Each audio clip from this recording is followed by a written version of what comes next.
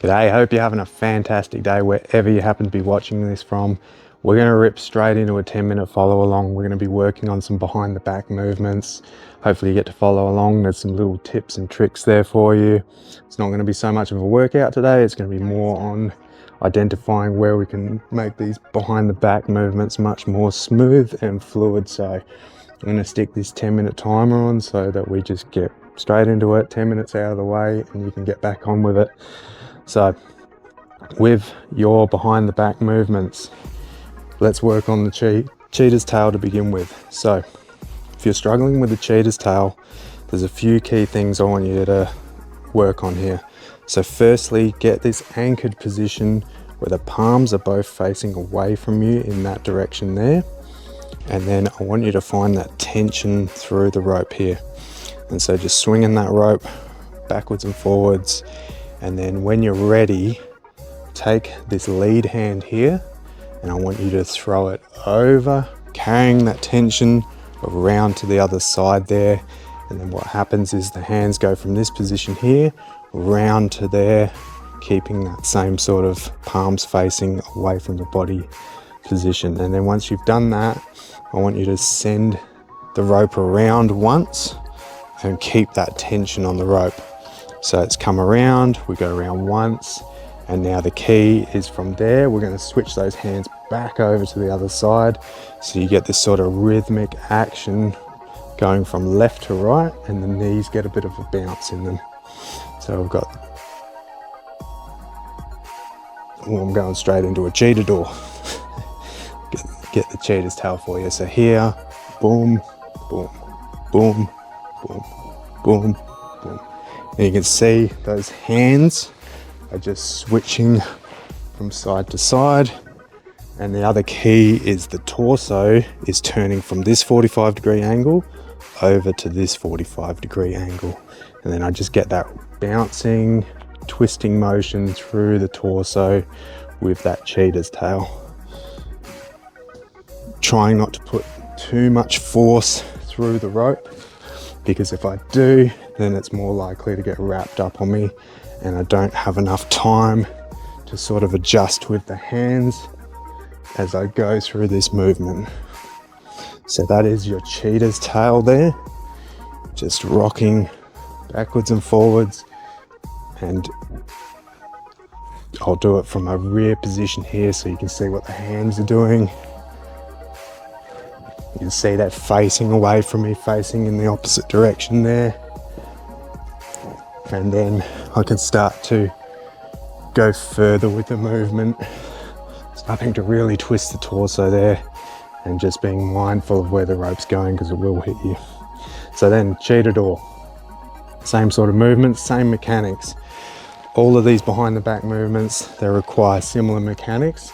They're just an extra beat on each side or transitioning through to other positions. So the cheetah door is the same movement.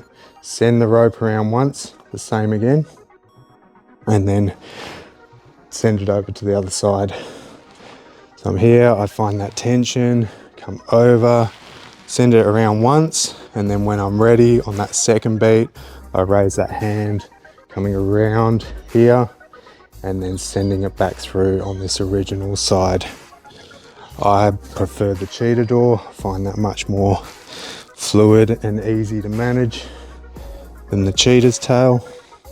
So you can see the torso is changing from 45-degree to the other side. If I was to do that with one hand, you can see I'm going from here to here as I change through that cheetah door. So that rope is going forwards, trying to keep it running in this parallel line each time, and having a loose grip with the fingers on that rope as I go from side to side there. You can also play around with the feet, trying to express a bit of the movement, raising the heel up a little bit and making sure that head comes over the foot on each side. So that is your cheetah door.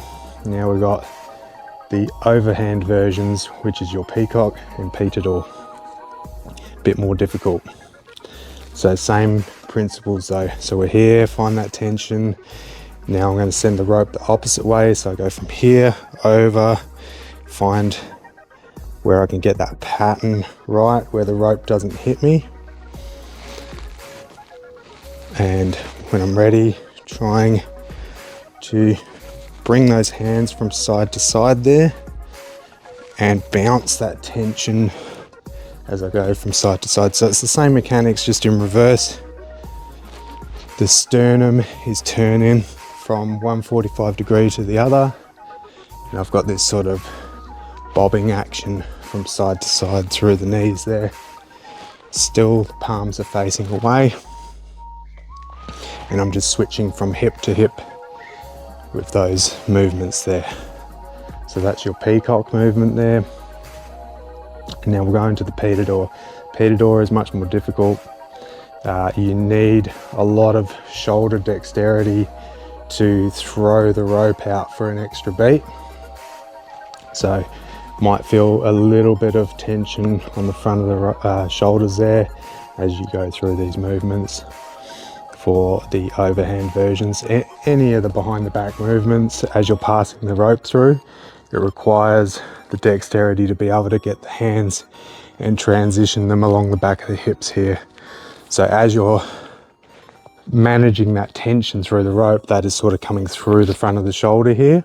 And if you don't have that dexterity through the shoulder, you don't have the mobility, it might be a little bit too much. So take your time with these ones. Just do a little bit, come back to it, let the shoulder warm up and get used to these movements. So pitador.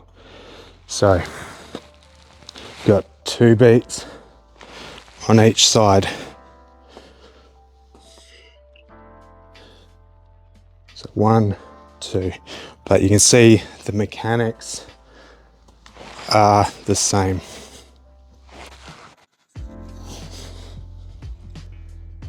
Hands are still facing away. Trying to hold that tension as I go from side to side there. Hopefully you can see well enough on the camera there.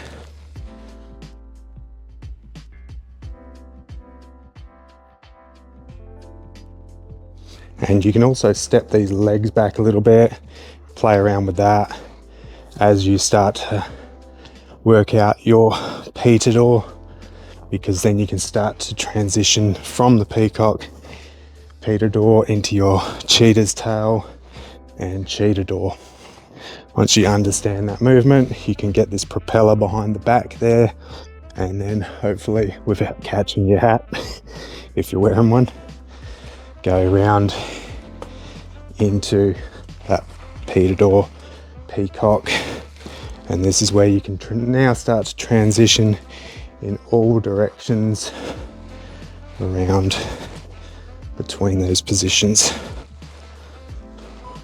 So the peacock and the pitador have only really become a bit easier for me recently, but you can see here, once you can manage that tension, the timing and the rhythm from side to side, you can start to get a really good 360 degree behind the back flow. And so you'll find with some of these movements, the shoulders will get a little bit tight on the front here, but also in the rear portion here, it'll start to get a little bit as well. So just take your time with those ones, and there's many more positions you can go from there. So you can start to transition from those behind the backs back into your sneaks, and then back to your behind the back movements as well, starting to piece it all together as you advance your flow. So that's 9 minutes. We've got 1 minute left here. So I just want to say thanks for following along.